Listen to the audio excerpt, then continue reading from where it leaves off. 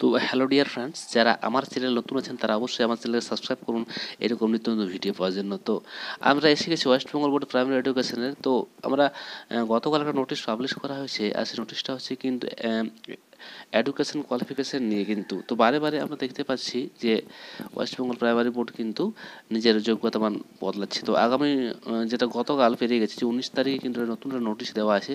তো সেটা নোট কী দেওয়া আছে চলুন আমরা দেখে নেবো ওখান থেকে।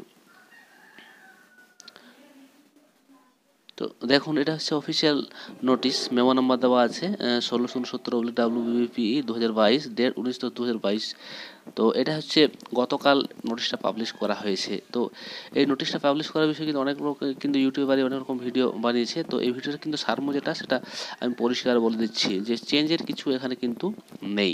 আগে যে কোয়ালিফিকেশনগুলো দেওয়া ছিল সেগুলা বহাল থাকবে এবং সেগুলা অবশ্যই থাকবে। তার সাথে কিন্তু নতুন যে যোগ্যতা যোগ করা হয় সেটা হচ্ছে যে graduation and 2 year diploma in elementary education by whatever name of known.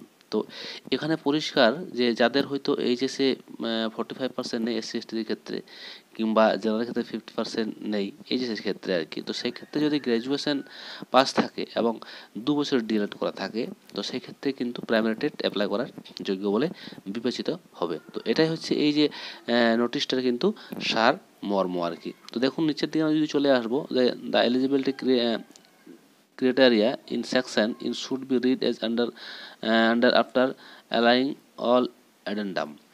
তো এখানে যতগুলো দেওয়া আছে এগুলো কিন্তু সবই থাকবে, তার সাথে কিন্তু নতুন যে শিক্ষাগত যোগ্যতা সেটা কিন্তু যোগ হবে, সেটা হচ্ছে graduation and 2 year diploma in elementary education. তো এখানে যে সমস্ত ছাত্রছাত্রীদের বা যারা আবেদন করতো তাদের কিন্তু যদি এইচএসে 45% এসসি এসটির ক্ষেত্রে এবং গ্র্যাজুয়েশন ক্ষেত্রে যদি 50% অ্যাবাভ যদি নাও থাকে, তাহলে কিন্তু এখানে অ্যাপ্লাই করার অবশ্যই সুযোগ এখানে দেওয়া হবে আর কি।